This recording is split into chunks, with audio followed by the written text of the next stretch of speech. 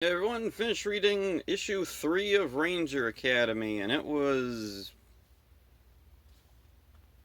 okay. So, summary. With Mathis's help, Sage sneaks into the Academy library to try and learn about her father. Information concerning him, though, is suspiciously blocked. Sage decides to tell the librarian Nika that she knows her father was there. She goes to ask him about it. Nika reveals that he knows her father, but even he doesn't have all the answers.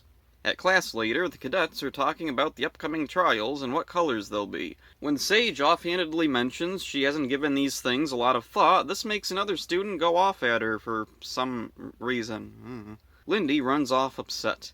Sage goes to comfort Lindy after Theo explains to her that she lost her family. We don't see this particular event or what happened to her family, we just see Sage going to Lindy. That night, Sage is off by herself thinking about her life, the universe, and everything. She's snapped out of her thoughts when she spots Tula sneaking off. She follows her and finds a locked door. Tula fails to open it and frustratedly leaves. Sage goes to the door and manages to unlock it. Inside, she finds a Zordon-like tube with a face. She wonders aloud if the face is her own, because otherwise the reader wouldn't make that connection. Sage goes to bed and cries herself to sleep thinking about her father and where she is and what the future holds. Lindy, Theo, and Sage study in the library later. That night, Theo climbs to the ceiling of their quarters and writes his name alongside names of past students. Sage does the same and sees her father's name up on the ceiling. She signs her own name right next to his. This is a slightly more interesting issue than the first two, but it's still very slow-paced. A lot of mysteries are being set up, and they all seem to exist purely to annoy Sage. This issue actually has a few cameos, which is a bit jarring considering how restrained the comic has been previously. Doggy Kruger makes an appearance talking with Nika in the teacher's lounge. At least I'm pretty sure it's Doggy Kruger. Who else would it be? There's also Professor Yale, an older version of a character from the Boom Power Rangers ongoing series. He was one of the Omega Rangers. Billy Cranston appears as a floating head to instruct some cadets about spectrite crystals. He doesn't look that old, so when could this be taking place? Maybe this was what he was being so secretive about back in Zeo. He couldn't tell the others because it might affect the timeline. Huh, that's cool. Jen Scott's Pink Time Force Ranger also appears as an instructor, but for some reason she's not just a floating head. She's a full body projection. Why are the rules different for her? None of the cameos serve a relevant purpose to the story and could be swapped out with nearly any other characters.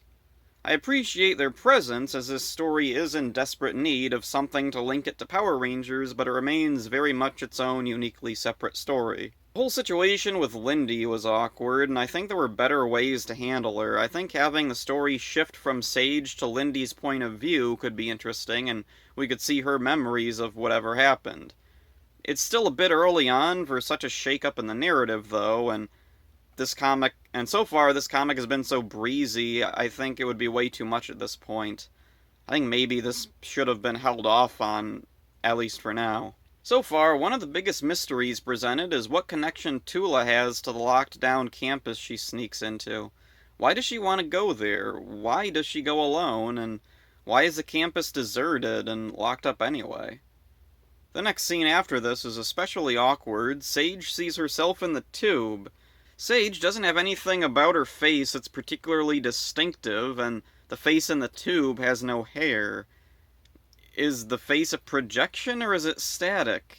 Can it communicate?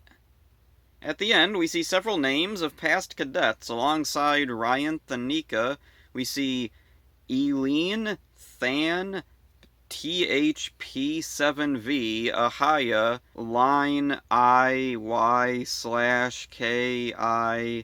Allen, and Z Line Lan. I don't know if we're supposed to be able to read these names. Maybe some of them are meant to be alien language, but it's kind of weird when they mix in English letters. Could these be characters that are going to be relevant in the future? Will we learn how to actually pronounce or read these names? Issue 3 was definitely an improvement over the previous issues, and the story is slowly puffing along at a snail's pace, but I'm desperate for something to actually happen. So far, we've had Sage is a stowaway, Sage joining the school, and not really much else. Not a lot of action going on here. The characters aren't unlikable, but I'm also not attached to any of them. If anybody dies in upcoming issues, I'm not going to be that concerned over it. So yeah, that's it for Ranger Academy issue 3. It's not bad. It's an okay comic. It's just for Power Rangers, I'm expecting a little bit more from it, or I don't know.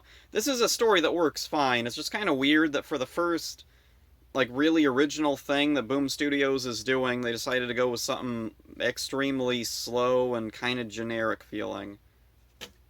Hope you enjoyed this. See ya.